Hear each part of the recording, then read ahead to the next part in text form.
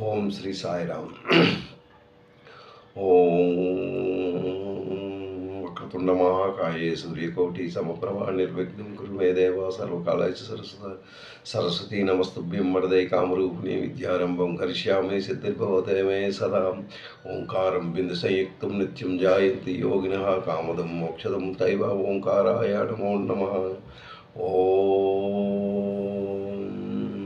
సాయిశ్వరాయ విద్మహే సత్యదేవాయ ధీమహి తన్నో సర్వ ప్రచోదయాత్. ఓం శాంతి శాంతి శాంతి. సాయిరామ్. ఓం తత్సత్. శ్రీమద్భగవద్గీతాసు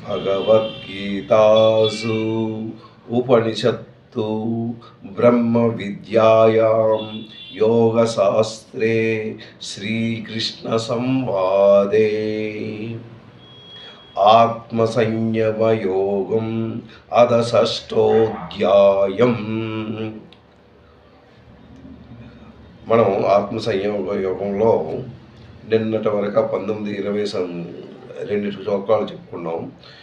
ఈరోజు 21, 22 చెప్పుకోవడానికి ప్రయత్నిద్దాం. నేను ఇంకా వెనక్కి వెళ్ళాం, ఎందుకంటే ఏదైతే చెప్పానో మీకు అది అర్థం కాకపోతే మరొకసారి మీరు దాన్ని రిపీట్ చేసుకుంటూ దాన్ని అర్థం చేసుకోండి.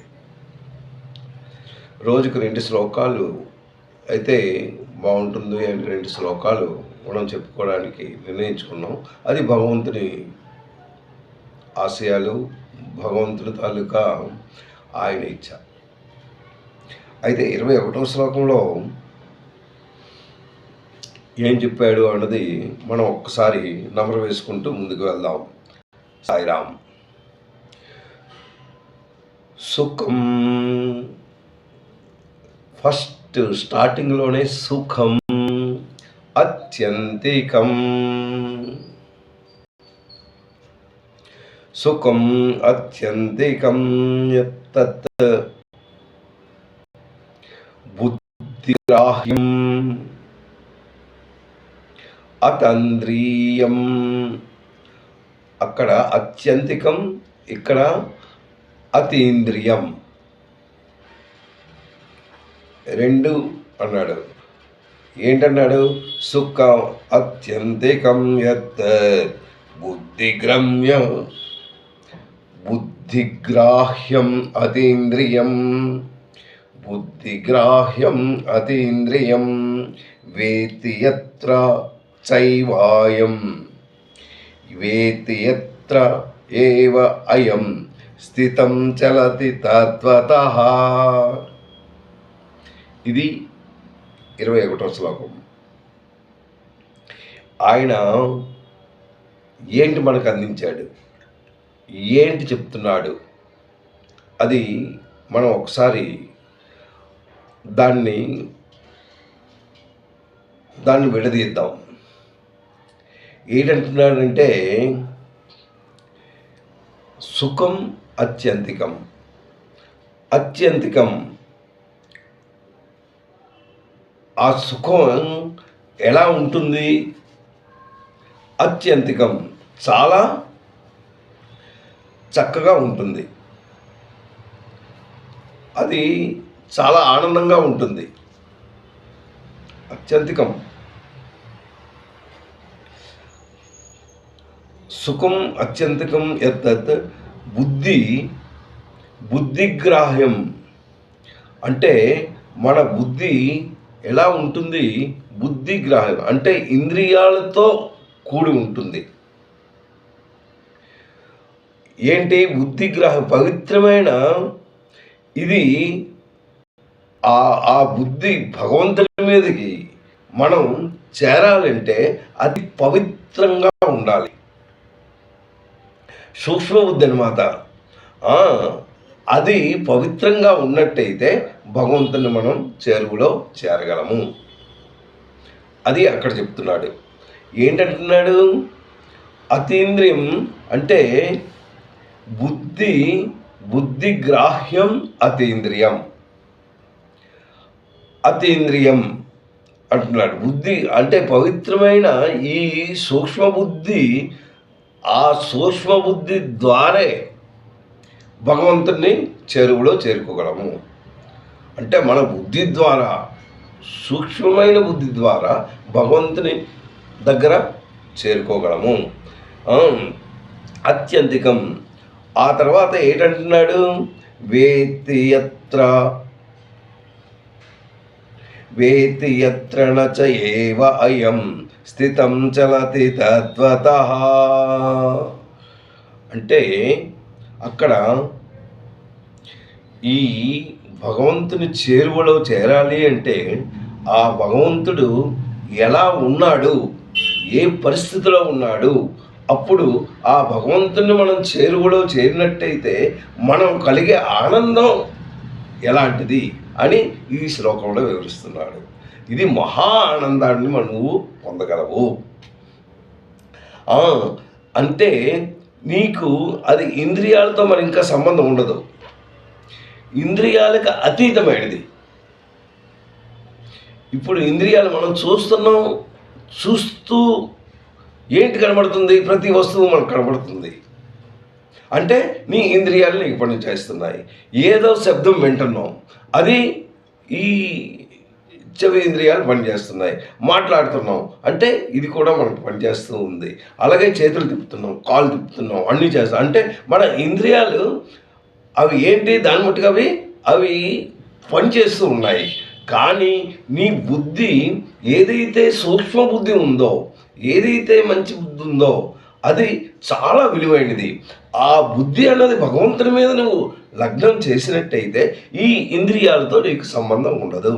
ఇంద్రియాలు పనిచేస్తూ ఉంటాయి కానీ నీకు అవి మైండ్లోకి రావు. చూస్తూ ఉంటావు, నువ్వు చూస్తూ ఉన్నావు కానీ అది కనబడదు. నీకేంటి కనబడుతుంది? భగవంతుని తాలూకా దృశ్యాన్ని కనబడుతుంది. ఆ భగవంతుని తాలూకా ఆ దృశ్యాన్ని చూస్తూ మహా ఆనందాన్ని పొందుతావు. ఆ ఆనందమే మహా ఆనందం, అదే బ్రహ్మానందం. ఆ బ్రహ్మానందంలోనే ఉంటావు కానీ ఈ ఇంద్రియాలకి నువ్వు దగ్గరికి చేరలేవు. అది ఇక్కడ భగవంతుడు మనకి చేస్తున్నాడు. ఏంటండి? సుఖం అత్యంతికం యత్ బుద్ధిగ్రహ్యం. అంటే ఈ బుద్ధి ఎలాంటిది? ఈ బుద్ధి ద్వారా, అంటే నీకున్నది ఉన్న బుద్ధి ద్వారా భగవంతుడిని చేరువలో చేరుకోగలవు. అది అక్కడ చెప్తున్నాడు. బుద్ధిగ్రహ్య అతీంద్రియం. ఆ తర్వాత వేత్తి అంటే ఏంటి? మరియు అంటే వేత్తి అంటే తెలుసుకో. నువ్వు ఇది తెలుసుకున్నట్టయితే ఇంకేం అవసరం లేదు, నువ్వేం తెలుసుకోవడం అవసరం లేదు, నీకు ఇంకా ఏమీ అవసరం లేదు కూడా. ఇంకా దానికి మించింది ఇంకోటి లేదు. అది మహా ఆనందం. మనకు కావాల్సిందైతే మహా ఆనందం. కానీ ఆ ఆనందం అనేది అందులో దొరికిపోయిన తర్వాత ఇంకో దానికి మనం ఎందుకు పరిగెడతాం? ఇంకో దానికి మనం పరిగెట్టం. పరిగెట్టినన్ను మనకి మనకు ఏమీ అవసరం లేదు. అవి ఏవి గోచరం కాదు. ఏదైతే మనకు అవసరమో అదే మనకు గోచరం. ఏంటి? మనం కావలసింది ఏంటంటే భగవంతుల్లో చేరిక. అంటే ఆ భగవంతుల్లో నీ శరీరం ఉంటుండగా, నీ శరీరం అన్నీ ఉంటుండగా, నీ ఇంద్రియాలు పనిచేస్తున్న ఆ సాధనతో భగవంతుడిని చేరువలో చేరుకోగలము. ఏదైతే సాధన చేస్తావో ఆ సాధన భగవంతుడు ఒక్కొక్క శ్లోకంలో ఎలా చెయ్యాలి అని వివరించిన తర్వాత ఇప్పుడు నువ్వు ఎలా ఉన్నావు అంటే నువ్వు బ్రహ్మానందాన్ని పొందుతున్నావు. ఎలా బ్రహ్మానందాన్ని పొందుతున్నావు అంటే నీ బుద్ధి ద్వారా నువ్వు భగవంతుని, అంటే నీ సూక్ష్మ బుద్ధి, నీ బుద్ధి ద్వారా భగవంతుని చేరువలో చేరుకుంటున్నావు. నువ్వు ఎప్పుడైతే భగవంతుని చేరువలో చేసుకున్నావో ఇంకా నీకు ఎటువంటిది నీకు అవసరం లేదు. నీ ఇంద్రియాలు ఇంకా మరి అవి దాన్ని కాంక్షించవు, దాన్ని కోరుకోవు. నీకు మహా ఆనందాన్ని పొంది ఆ ఆనందంలో నువ్వు ఉన్నావు అని చెప్తున్నాడు. బ్రహ్మానందం ఇంద్రియాతీతమైన, అంటే పవిత్రమైన సూక్ష్మబుద్ధి ద్వారా, ఆ సూక్ష్మబుద్ధి ద్వారా నువ్వు ఆ భగవంతుని చేరువలో చేరుకున్నావు. ఈ బ్రహ్మానందం ఎప్పుడైతే నువ్వు అనుభవించావో దాని అందే నువ్వు ఇంకా ఉంటావు. నీకు ఇంకేం అవసరం లేదు. నీకు దొరికిపోయింది గోల్డ్, అంటే నీకు వజ్రాలు వైడూర్యాలు అన్నీ, అంటే ఆ ఆటికన్నా విలువైనది ఆ భగవంతుని తాలూకా ఆ స్వరూపాన్ని నువ్వు పట్టుకున్నావు. ఇంకా నీకు ఇంకేంటి కావాలి? ఆ స్వరూపాన్ని నువ్వు ఎప్పుడైతే నువ్వు తెలుసుకున్నావో ఇంకా నీకు దేంతో పనే లేదు. అదే ఇక్కడ అంటున్నాడు, ఆ బ్రహ్మానందాన్ని అనుభవించుతూ దాని అందే నువ్వు లగ్నం అవుతున్నావు అన్నమాట. పరమాత్మ స్వరూపం నుండి ఏమాత్రము నువ్వు ఇంకొక దానికి వెళ్ళడానికి నీ మనసు అంగీకరించదు. ఎందుకు? అక్కడ ఆనందాన్ని పొందించావు. ఆ ఆనందాన్ని నువ్వు పరమానందాన్ని పొందుతున్నావు. ఆ పరమానంద స్వరూపుడమైన ఆ భగవంతుడిని చెరువులో చేరుకున్నావు. ఇంకా చెరువులో చేరుకున్న తర్వాత ఇంకోటితో నీకు ఇంకేం పని? నీకు ఇంకొక పనే లేదు. అక్కడి నుంచి ఇంకా మళ్ళీ రాని అన్నను అక్కడ ఎప్పుడైతే దొరికిపోయిందో అక్కడి నుంచి బయటికి రావడానికి ఇంకా నీకు మనసు అంగీకరించదు. నువ్వు వజ్రాలు వైడూర్యాలు ఏమి నీకు కావాలన్నా నీకు ఇదిగో ఇవి ఇస్తాను, నువ్వు వచ్చే అన్నను నువ్వు ఇంక రావు. ఎందుకు? అది మహా ఆనందాన్ని పొందుతున్నావు అనేసి ఈ శ్లోకాన్ని మనకు అందించాడు. ఏంటంటున్నాడు? సుఖం అత్యంతికం, అది చాలా విలువైన సుఖం. ఎలా సుఖం? ఇంద్రియాలతో నువ్వు సుఖపడుతున్నావు. ఎలాంటి సుఖం? అది క్షణికాలమైన సుఖం. ఆ క్షణికాలమైన సుఖాన్ని నువ్వు పట్టుకొని ఇదే మహా ఆనందం అనేసి అనుకుంటున్నావు, కానీ అది కాదు. నీ సూక్ష్మ బుద్ధి ద్వారా నువ్వు ఎప్పుడైతే నామస్మరణతో భగవంతుల్లో చేరుకున్నావో ఇంకా వీటితో నీకు పని లేదు. అది ఇక్కడ అంటున్నాడు అనమాట. సుఖ అంచికం యత్ బుద్ధిగ్రాహ్య ఇతేంద్రియం బుద్ధిగ్రాహం అతీంద్రియం. ఇంద్రియాల గురిగా బుద్ధిగ్రాహ్యం అంటే పవిత్రమైన సూక్ష్మ బుద్ధి ద్వారా మాత్రమే, ఆ సూక్ష్మ బుద్ధి ద్వారా నువ్వు చేసుకోగలవు. ఇంద్రియ నిగ్రహాన్ని నీ ఇంద్రియాలతో నీవు ఇంకా ఎటువంటి సంబంధము ఉండదు. వేత్తి యత్ర నచ ఏవ అయం స్థితి చలతి తత్వతః. పరమాత్మ స్వరూపం నుండి ఇంకా బయటికి రావడానికి నువ్వెప్పుడు ఇంకా బయటికి రానే రావు.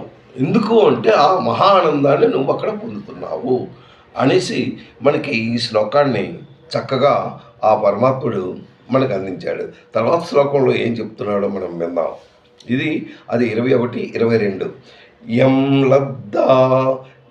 లబ్ధా చ అపరం లాభం, లబ్ధ చ అపరం, యం లబ్ధా అపరం లాభం మన్యతే న అధికం తతః అన్యతే నా అధికం తతః యస్మిన్ స్థితః న దుఃఖేన గురుణాపి విచాల్యతే. ఆడస్సలకు చలింపడు. ఇది అలాగే మనకి అందిస్తున్నాడు. యం లబ్ధ అంటే నువ్వు మరొక దాన్ని నువ్వు ఇంకా ఆశించవు అన్నమాట. అపరం అంటే మరొకటి, ఏది నువ్వు ఇంకా ఆశించవు. అపరం యం లబ్ధ అంటే ఏ ప్రయోజనాన్నైతే నువ్వు దాన్ని పట్టుకున్నావో మరొక దానికి నువ్వు ఇంకా ఆశించవు. పరమాత్మ ప్రాప్తి లాభాన్ని అంటే నువ్వు పరమాత్మ ప్రాప్తి తాలూకా లాభాన్ని పొందావు, అది పొందేశావు. అయితే మరి ఏ ఇతర లాభాలు నీకు పొందినా దానికన్నా ఇంకొకటి ఏం లేదు అని తెలుసుకున్నావు. ఇది మహాలాభం. నీకు ఏమిచ్చినా లాభం లేదు అంటే దానికన్నా అధికమైన దాన్ని ఇంకా నువ్వు దేనికి నీ మైండ్ అటు వెళ్దావు. ఎట్టి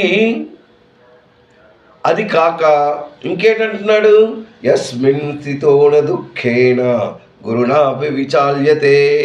ఎటువంటి దుఃఖం నీ మీద పడినా దాన్ని అసలు కేరే చెయ్యు.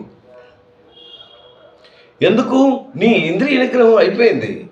నీ ఇంద్రియాలు వాటితో పని చేయట్లేదు. ఎవరు ఏమనుకున్నా అది లోపలికి వెళ్ళదు. ఎందుకు వెళ్ళదు అంటే నువ్వు భగవంతుని దగ్గరికి చేరుకున్నావు. నీ బుద్ధి ద్వారా భగవంతుని చేరుకున్నావు. చేరుకున్న తర్వాత ఆ ఆనందాన్ని నువ్వు గ్రహిస్తున్నావు. గ్రహించిన తర్వాత ఇంకా ఎటువంటి దుఃఖాలు, మహా దుఃఖం, ఎవరో అవమానపరిచారు అది కూడా నీకు ఏమీ పడదు. ఎవరో తిడుతున్నాడు అది కొట్టదు. నీ తాలూకా ఆస్తి అంతా పోయింది, ఏదో నువ్వు సంపాదించిందంతా పోయింది, అయినా చలించవు. దొంగతనం అయింది, అయినా చలించవు. ఎందుకు చలించవు?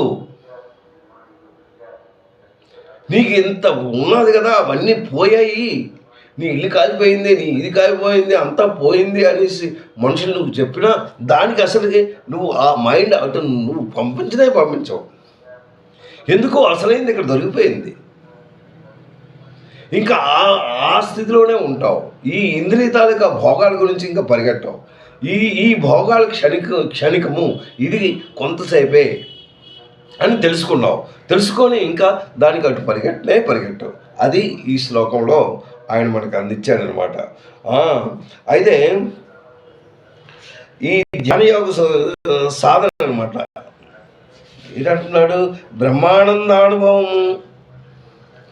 ఈ బ్రహ్మానందం ఎలా నువ్వు అనుభవిస్తున్నావు అంటే ఆ ఆనందాన్ని ఎలాగా నువ్వు అనుభవిస్తున్నావు, ఇదే మామూలు మాటలు కాదు.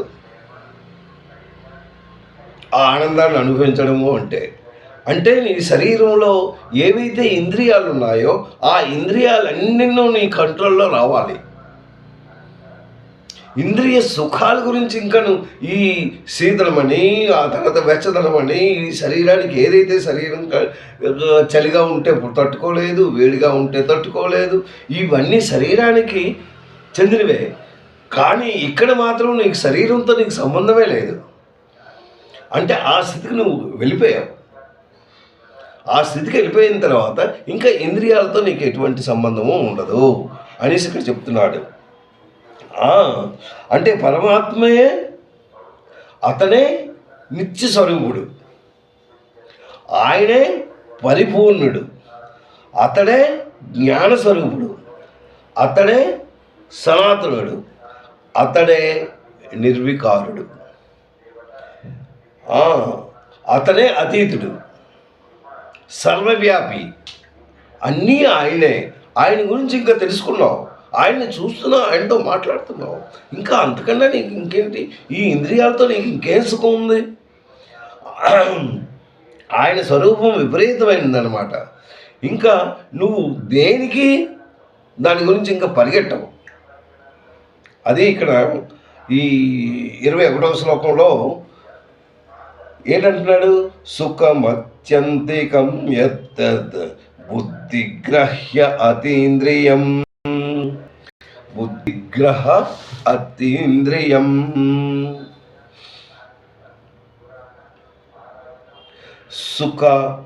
సుఖం అత్యంతికం యత్ బుద్ధిగ్రహ్యం అతీంద్రియం వేతి యత్ర నచ ఏవ అయం స్థితి చలతి తత్వతః. ఆయన ఎలాగా విచలితుడు అవ్వడు. ఆ స్వరూపం నుంచి ఇంకా బయటికి వెళ్ళడానికి ఆయన నిశ్చయించుకోడు. అస్సలు ఆయనకి ఏదైతే దొరకాలో అది ఆయనకి దొరికిపోయింది. ఆ పరమాత్మ తాలూకా స్వరూపం ఎప్పుడైతే ఆయన మహా ఆనందాన్ని పొందుతున్నాడో, ఆ పరమాత్మ తాలూకా స్వరూపాన్ని, మహా ఆనందాన్ని ఎప్పుడైతే ఆయన పొందాడో ఆయనే నిన్ను. ఇంకా ఆయనకు మించింది ఇంకోటి లేదు. ఎవరేం చేసుకున్నా అది అనవసరం, ఎవరు తిట్టినా అనవసరం. ఎవరు పొగిడినా అనవసరం, అన్నీ ఒకటే. అవి ఏమీ ఆయన పట్టించుకోడు, వినడు, ఏమీ లేదు. నాకు ఒక్క భగవంతుడు తప్ప ఇంకేం అవసరం లేదు. నేను ఆయన దగ్గరే ఉంటున్నాను. ఆయన నాకు స్వరూపుడు, ఆయనే అన్నిన్ను. ఇంకా వీటితో నాకు పని లేదు. ఎవరు ఏం చేసినా ఆయన సైలెన్స్గా ఆయన చేసిన పని ఏంటంటే ఆ భగవత్ స్వరూపుణ్ణి పొగుడుకుంటూ ఆ భగవంతుని చూస్తూ ఆయన శక్తి స్వరూపాన్ని ఆ స్వరూపాన్ని చూస్తూ మహా ఆనందాన్ని పొందుతూ పరవశమై, అంటే నువ్వు దీంతో ఉండదు, అది హృదయంలో ఉన్న ఆనందం. ఆ ఆనందం పొందాలి అంటే భగవన్ నామస్మరణలో నీకు వస్తుంది. అది ఎలా వస్తుంది అంటే మీరు భగవద్ధ్యానంలో వస్తుంది. భగవద్ధ్యానం ఎలా కలుగుతుంది అంటే ఆయన నామం ద్వారా, అంటే భగవంతుడితో లింక్ ఏర్పరచుకోవాలి. అది ఎలా ఏర్పరచుకోవాలి అంటే ఓన్లీ స్వామి ఏం చెప్పారు అంటే మీకు అది కావాలి అంటే ఓన్లీ భక్తియుక్తంగా, భక్తిగా భగవంతుడిని ప్రేమగా మీరు కొలాలి. ఆ ప్రేమ స్వరూపుణ్ణి మీరు మైండ్లో తీసుకురావాలి. అంటే ఎలా తీసుకొస్తావు? ఎందుకంటే మనం మానవ మాతృలమై ఉండి మనం భగవద్ధ్యానం కావాలి అంటే మనకు ఒక్క నిమిషం మనకు అవ్వదు. మీరు ట్రై చేసి చూడండి. ఒకసారి దగ్గరగా కూర్చోండి, భగవత్ స్వరూపుడు ఫోటో దగ్గర కూర్చోండి, నేను భగవంతుని నేను ప్రార్థిస్తాను అనేసి అనుకోండి. కానీ మీ మైండ్ అటు వెళ్ళదు. మహా అయితే 1 second, 2 second, 3 second, 4 second, 5 seconds, అంతకన్నా అది ఎక్కువ రాదు. ఇంకొక ఆలోచన ద్వారా అలా గంతులేసుకుంటూ వెళ్తుంది. అలాంటప్పుడు భగవంతునితో ఎలా కొలవగలరు? ఆ ఆనందం అంటున్నాడు, ఆ బ్రహ్మానందం ఎలా కలుగుతుంది? ఆ బ్రహ్మానందం కలగాలంటే ఒక్కసారి మీరు భజనలో కూర్చోండి, ఆ నామాన్ని వింటూ ఆ మహా ఆనందాన్ని మీరు పొందగలరు. ఆ ఆనందాన్ని మీరు పొందగలరు. ఆ ఆనందాన్ని పొందాలంటే ఆ భజనలో ఉన్న రుచికరమైన ఆ రాగాన్ని, ఆ తత్వాన్ని అది మీరు నమరు వేసుకుంటూ ఆ మహానందాన్ని మీరు పొందే పువ్వు మీకు ఏర్పడుతుంది. ఒక్కసారి మీరు ట్రై చేసి చూడండి. నమ శివాయ శంభో నమ శివాయ హళ నమ శివాయ హర శంభో నమ శివాయ. అది పాడుతూ ఉంటే నమ శివాయ ఆ గానాన్ని వింటూ ఆ మహానందాన్ని ఆ మహాశివుణ్ణి తలుచుకుంటూ ఆ రాగాన్ని మీరు వింటూ అది ఎంతో ఆనందాన్ని పొంది ఆ మహా ఆనందాన్ని మీరు పొందగలరు. భగవత్ స్వరూపం కావాలి అంటే మనం ఆ విధంగా మనమే కానీ ప్రయత్నించినట్టయితే తప్పక మనం విజయాన్ని సాధించగలం. అదే ఈ శ్లోకంలో చెప్తున్నాడు. యం లబ్ధా అనేసి 21, 22 ఈ 2 శ్లోకాలు ఈరోజు మనం చదువుకున్నాం. ఏంటంటున్నాం? 21ది సుఖం అత్యంతకం యత్ బుద్ధిగ్రాహ్యం అతీంద్రియం వేతి యత్ర నచ ఏవ అయం స్థితి చలతి తద్వతః. అది 21. తర్వాత యం లబ్ధా చ అపరం లాభం మన్యతేన అధికం తతః యస్మిన్ స్థితో న దుఃఖేన. ఎటువంటి దుఃఖం తనకి దుఃఖేన, ఏ దుఃఖమైనా ఆయనకి వర్తించదనమాట.